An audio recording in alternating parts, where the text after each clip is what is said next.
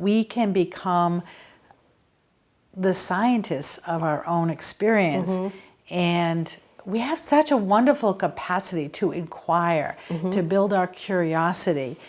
We can apply that wonderful mental energy towards the ecosystem of us, understanding the sensations that arise from our body as we experience different emotions, make sense of them, try out something to see how it changes the emotions, and then be like the chief scientists of the lab of you. Absolutely.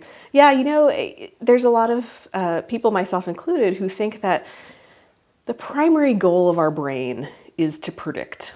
So in that sense, our brains are kind of like these chronic little scientists that are trying to go throughout our world and say, here's what I think is going to happen next, and here's what I need to do about it, right? So our brains are always trying to stay sort of one step ahead of the environment. And the same applies to emotions. So our brains are trying to predict, what are these sensations? What do they mean? And therefore, what do I feel?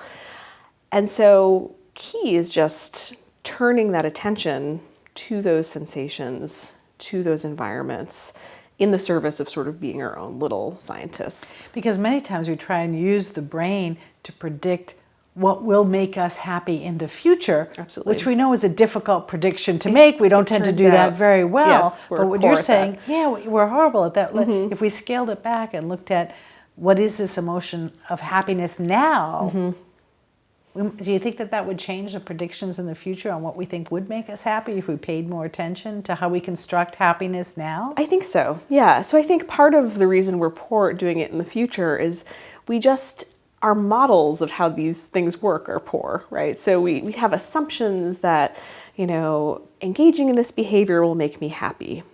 Well, we could make those models better if in the moment we were aware that I'm engaging in this behavior and I have these sensations, and lo and behold, I'm feeling happiness. Ta-da, I'm feeling happiness.